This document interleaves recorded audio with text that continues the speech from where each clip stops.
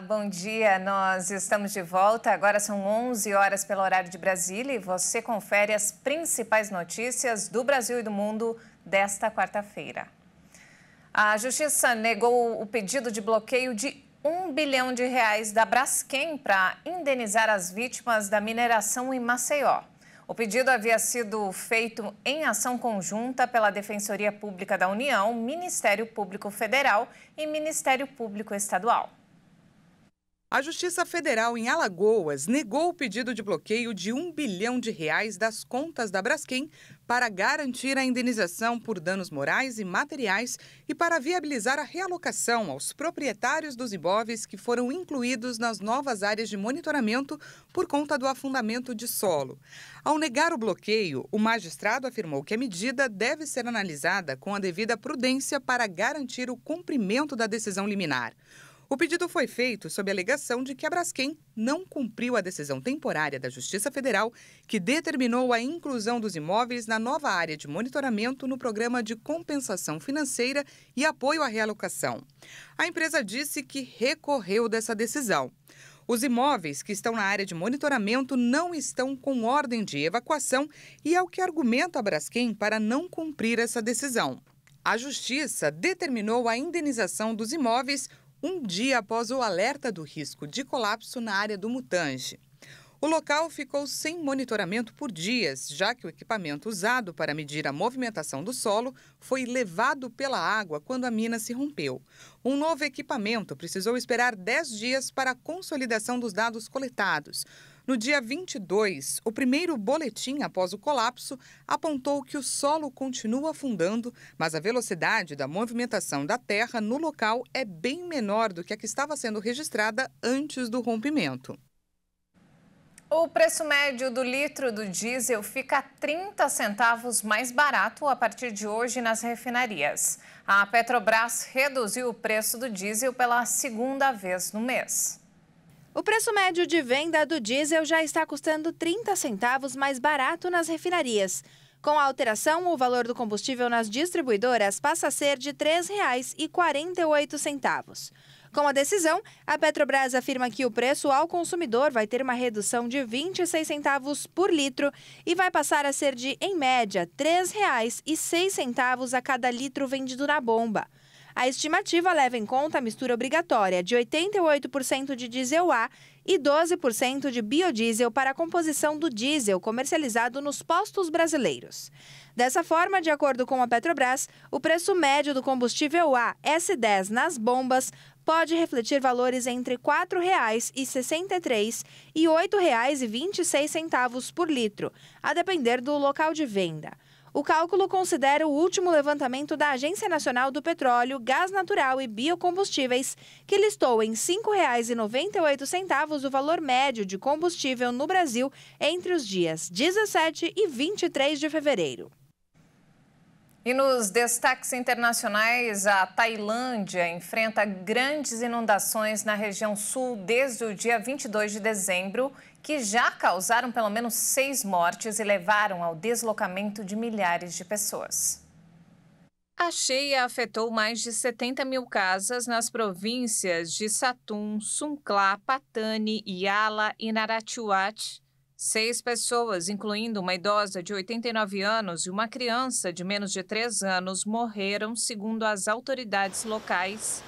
A imprensa australiana divulgou imagens de ruas submersas por água e lama e de moradores refugiados nos telhados das casas. De acordo com o vice-governador, os trens voltaram a circular na direção da fronteira com a Malásia. A estação chuvosa do reino normalmente traz meses de dilúvios diários, mas os cientistas dizem que as mudanças climáticas provocadas pelo homem podem tornar as chuvas ainda mais intensas. Em 2011, inundações generalizadas mataram centenas de pessoas e danificaram milhões de casas em todo o país. E as tempestades também deixaram 10 mortos e cerca de 80 mil casas ficaram sem energia elétrica no leste da Austrália.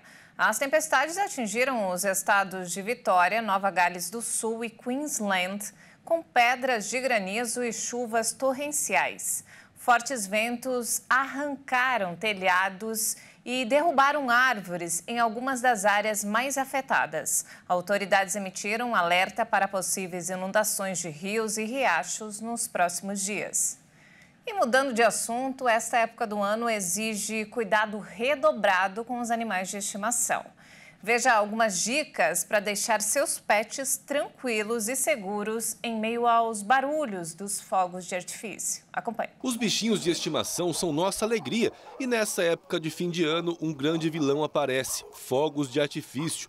O barulho pode provocar estresse e, em casos extremos, até a morte. Tudo por conta da audição, especialmente de cães e gatos. E o cão não sabe de onde vem, o que é aquilo, se ele precisa se defender, se ele precisa atacar, se ele precisa se esconder. Ana Clara tem um hotel de cachorros e comenta que o ideal é fazer um treinamento durante todo o ano com os pets, assim que identificar que o bichinho tem medo de fogos. Consiste em fazer com que o cachorro associe o barulho dos fogos com algo positivo, com alguma coisa legal, com alguma coisa que ele gosta. Então vamos ver na prática. Enquanto uma profissional segura a caixa de som que faz o barulho de fogos, as outras dão petiscos e agradam os pets que fazem a festa.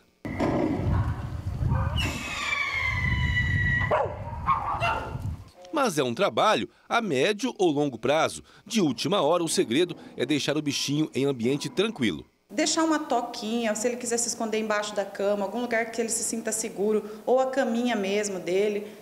Não adianta nessa hora experimentar alguma coisa nova, colocar faixa na cabeça. O cachorro nunca viu aquilo, não vai ser na última hora que vai resolver. E desse jeito dá para deixar a cachorrada tranquila. E olha só, tem mais algumas recomendações, especialmente quanto à alimentação. Diferente do que muita gente pensa, os pets podem sim se alimentar não só de ração, mas também com comidas que nós humanos costumeiramente comemos. Carnes em geral, proteínas, carne de frango, carne bovina, carne suína, peixe, ovos também são muito bem-vindos. Legumes em geral podem ser oferecidos, por exemplo, cenoura, chuchu, brócolis. Normalmente chuchu, abobrinha que tem pouca caloria, então para o animal que está mais gordinho ajuda a dar saciedade, não tem tanta caloria. Frutas podem ser oferecidas com exceção de uva e carambola, que são tóxicas, mas no geral elas podem ser oferecidas todas sem casca, sem sementes. Mas muitos dos itens da ceia devem ser evitados. A gente deve evitar uvas passas